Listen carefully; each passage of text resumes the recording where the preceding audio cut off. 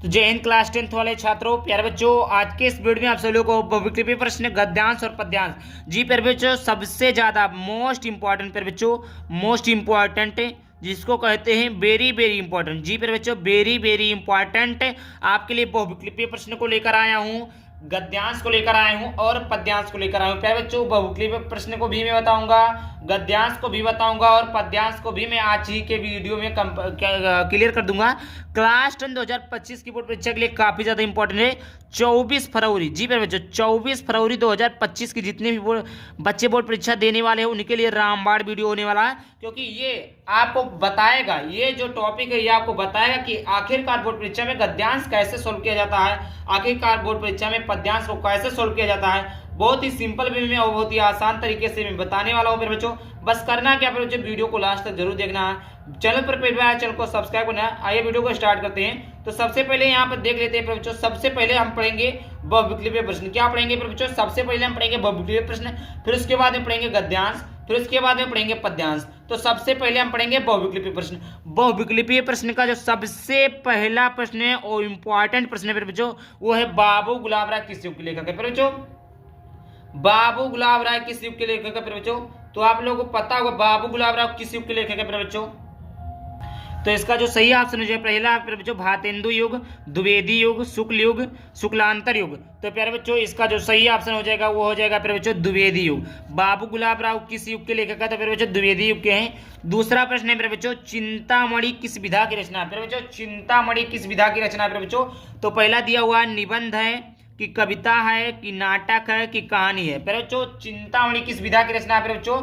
तो चिंतामणि किस विधा की रचना है प्यारे बच्चों? तो आप लोग को पता होगा ये है निबंध। क्या प्यारे बच्चों? निबंध। Option number A is correct हो जाएगा। आगे बात करते हैं प्यारे बच्चों, अगला प्रश्न यहाँ पर आ गया। अगला प्रश्न है प्यारे बच्चों, अगला प्रश्न देखते हैं प्यारे बच्चों। अगला है तीसरा प्रश्न है बच्चों, गबन किसकी रचना है बच्चों? गबन किसकी रचना है? तो पहला बच्चों मुंशी प्रेमचंद की है कि जयशंकर प्रसाद की है कि निराला की है कि हरिकृष्ण प्रेमी की है? तो प्यारे बच्चों, जो गबन किसकी रचना, मोस्ट इंपॉर्टेंट टॉपिक बच्चों, इसको लगा लीजिएगा, मोस्ट इंपॉर्टेंट ऑब्जेक्टिव है प्यारे बच्चों, most important objective, most important. ये हर साल की बोर्ड परीक्षा में टपक पड़ता है। तो तीसरे का जो सही ऑप्शन हो जाएगा ऑप्शन नंबर ए, गबन किसकी रचना है बच्चों? तो वह मुंशी प्रेमचंद की बच्चों, मुंशी प्रेमचंद की। आगे बात करते हैं बच्चों, शुक्ल युग की समयावधि है बच्चों। चौथे नंबर का सही ऑप्शन क्या हो जाएगा? पहला यहाँ पर है 1936 से 1943 तक, 19 से 1929 तक, 1900 से 1918 तक, और उपरोक्त में से कोई नहीं। तो इसका जो सही ऑप्शन हो जाएगा बच्चों, सही ऑप्शन हो जाएगा ऑप्शन नंबर बी करेक्ट हो जाएगा 19 से 19 ईस्वी से 1938 ईस्वी तक। तो प्यारे बच्चों, ये रहा 4 एमसीक्यू। अब चलिए देखते हैं अगले एमसीक्यू की तरफ। उसके बाद में हम पढ़ेंगे गद्यांश, पद्यांश, सब कुछ आसानी तरीके से सॉल्व करना सीखेंगे। आइए आगे बढ़ते हैं। तो यहाँ पर देखिए प्यारे बच्चों, सबसे ज्यादा मोस्ट इंपॉर्टेंट 5वां क्वेश्चन है कि नीड़ का निर्माण किस विधा की रचना? प्यारे बच्चों, नीड़ का निर्माण किस विधा की रचना है?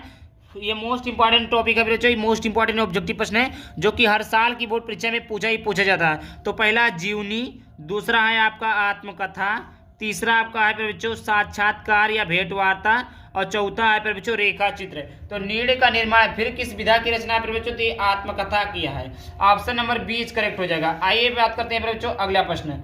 अगला बच्चों महत्वपूर्ण गद्यांश। क्या बच्चों? महत्वपूर्ण गद्यांश है। क्या बच्चों? महत्वपूर्ण गद्यांश है। तो देखिए यहाँ पर लिखा हुआ है, यहाँ पर इस प्रकार महत्वपूर्ण गद्यांश को दिया हुआ है। गद्यांश नंबर 1 डाल दीजिए। यह कोई बात नहीं कि एक स्वभाव और रुचि के लोगों में ही मित्रता हो सकती है। समाज में भिन्नता देखकर लोग एक दूसरे की ओर आकर्षित होते हैं। जो गुण हम में नहीं है, हम चाहते हैं कि कोई एक ऐसा मित्र मिले जिसमें वह गुण हो। चिंताशील मनुष्य प्रफुल्लित चित्र का साथ ढूंढता है, निर्बल बलि का धीर, उत्साही का उच्च आकांक्षा वाला चंद्रगुप्त युक्ति और उपाय के लिए चाणक्य का मुंह ताकता है। नीति विशारद अकबर मन बहलाने के लिए बीरबल की ओर देखता है। इस प्रकार फिर बच्चों आपका क्या है? महत्वपूर्ण गद्यांश है। फिर बच्चों इस प्रकार अगर आप लोग ये जानना चाहते हैं कि आखिरकार गद्यांश को कॉपी में कैसे लिखे, फिर बच्चों कॉपी में कैसे लिखे, गद्यांश कैसे सॉल्व करते हैं फिर बच्चों, तो इसका हमने डिटेल वीडियो बनाया है, जो कि वीडियो के डिस्क्रिप्शन में आपको लिंक मिल जाएगा, आप लोग वहां से देख सकते हैं। महत्वपूर्ण गद्यांश, गद्यांश कैसे सॉल्व करते हैं इसको आप लोग सीख सकते हैं। तो इस प्रकार है। तो देखिए कहने का मतलब ये किस चैप्टर से लिया गया, तो इसके लेखक है बच्चों, इसके लेखक का आचार्य रामचंद्र शुक्ल जी, और इसके इन्होंने कौन सा लिखा है, मित्रता लिखा। तो देखिए मित्रता वैसे लिखा तो पाठ का नाम तो वैसे मालूम चल गया, और पाठ का नाम मित्रता है तो लेखक का नाम आचार्य रामचंद्र शुक्ल है।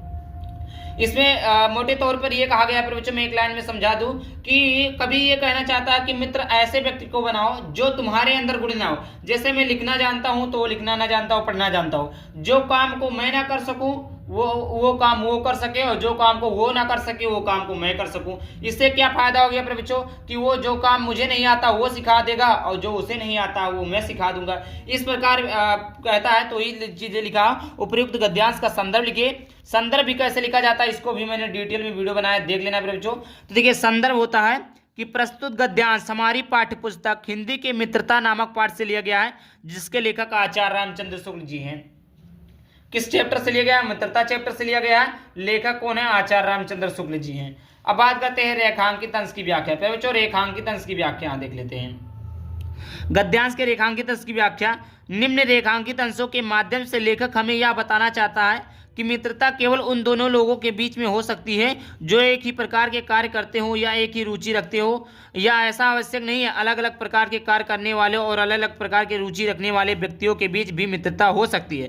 समाज में भिन्नता देखकर लोग एक दूसरे की ओर आकर्षित होते हैं, अर्थात एक व्यक्ति के पास जो गुण नहीं है वह दूसरे व्यक्ति के पास देखकर उसकी तरफ उस गुण को सीखने हेतु आकर्षित होता है। फिर बच्चों इसमें कभी कहने का यह तात्पर्य है कि ऐसा नहीं है कि जो भी गुण हमारे अंदर हो वही गुण अगले वाले के अंदर भी होना चाहिए। ऐसी मित्रता नहीं होती है कि जो गुण हमारे अंदर हो वही गुण उनके अंदर भी होना, ऐसे नहीं है। हमारे अंदर भी गुण अलग हो सकते हैं, उनके गुण अंदर भी गुण अलग हो सकते हैं। इस प्रकार भी मित्रता को किया जा सकता है। तो यही मोटे तौर पर जो है लेखक कहना चाहता है। तो इस प्रकार था हमारा बच्चों महत्वपूर्ण गद्यांश। तीसरा प्रश्न इसमें आता है बच्चों। गद्यांश में 3 प्रश्न होते हैं। तो लेखक के अनुसार बच्चों, लेखक के अनुसार समाज में भिन्नता देखकर लोग एक दूसरे की ओर आकर्षित क्यों होते हैं। फिर बच्चों लेखक के अनुसार जो है समाज में क्या होता है, सोसाइटी में आसपास के लोग मतलब जो पड़ोसी लोग होते हैं। तो लेखक के अनुसार समाज में भिन्नता देखकर लोग एक दूसरे की ओर आकर्षित इसलिए होते हैं कि जो गुण उनके पास नहीं है वह दूसरे व्यक्ति से सीख लेगा। अरे भैया आप समझो, जब हमारे पास पैसा है तो हम काहे जब धनी व्यक्ति से संपर्क बनावे, ऐसा व्यक्ति से बनाए जो चीजें हमारे पास ना हो।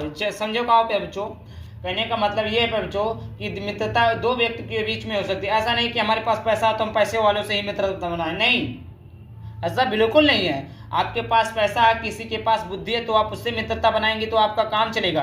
तो इस प्रकार भी हो सकता है। तो ये थे महत्वपूर्ण गद्यांश। अब आइए देखते हैं महत्वपूर्ण पद्यांश को। देखिए अगला टॉपिक है महत्वपूर्ण पद्यांश। क्या है बच्चों, महत्वपूर्ण पद्यांश है बच्चों। तो देखिए महत्वपूर्ण पद्यांश को हम सबसे पहले बहुत ही अच्छे तरीके से पढ़ेंगे, उसके बाद इसका हम निपटारा करेंगे। चरण कमल बंदो हरिराई, जाकी कृपा पंगु गिरे ले हो, अंधे को सब कुछ दर्शाई, बहरे सुने गूंगे पुनि बोले, और रंग के चले सिर छत्र धराई, सूर्यदास स्वामी करुणामय, बारे बारे बंदो तिह पाई। इस प्रकार पे जो बहुत ही अच्छा दोहा, बहुत ही शानदार दोहा फिर से हम पढ़ देते हैं। सॉरी, बहुत ही महत्वपूर्ण पद्यांश है कि चरण कमले बंदो हरिराई, जाकी कृपा पंगु गिरलाई, अंधे को सब कुछ दर्शाई, बहिर सुने गूंगी पुनि बोले, रंग के चले सिर छात्र धराई, सूर्यदास स्वामी करुणामय, बारे बारे बंदो तिह पाई। देखिए इसमें फिर बच्चों बहुत ही मंडल करते हुए कि प्रभु कृपा जाने हर व्यक्ति को। देखिए इसमें रेखांकित अंश की व्याख्या पूछेगा फिर बच्चों, तो आप चाहे गद्यांश हो पद्यांश हो, मोटे तौर पर आप सभी की व्याख्या करेंगे, पूरे पद्यांश का व्याख्या करेंगे तभी आपको पूरा नंबर मिलेगा।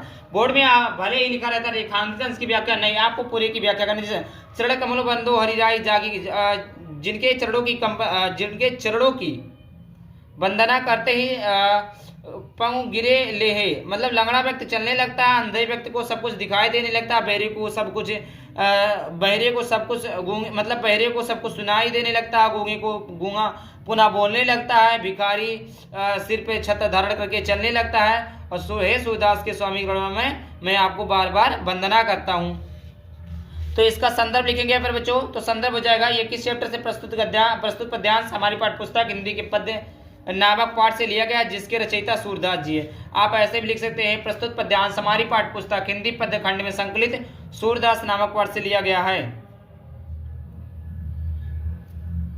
जिसके रचयिता सूरदास, या पद नामक पाठ से लिया गया, जिसके रचयिता सूरदास जी हैं। रेखांकित अंश की व्याख्या लिखेंगे तो आप इस प्रकार देखिए, यहाँ पर लिखा हुआ लेकिन नहीं, आप पूरे का व्याख्या लिखेंगे। देखिए तीसरे नंबर का प्रश्न है बच्चों, उपयुक्त पंक्तियों में से कौन सा अलंकार है। पहले बच्चों उपयुक्त पंक्तियों में से कौन सा अलंकार है, तो उपयुक्त पंक्तियों में कौन सा अलंकार रूपक अलंकार है। पर बच्चों आई होप यहाँ तक क्लियर हो गया होगा। वीडियो पसंद है वीडियो को लाइक करके चैनल को सब्सक्राइब करना। चलिए मिलते किसी इंटरेस्टिंग टॉपिक के साथ, तब तक के लिए बाबा थैंक यू। जय हिंद जय भारत, आर्य का सहारा बाबा श्याम हमारा। जय हिंद जय भारत।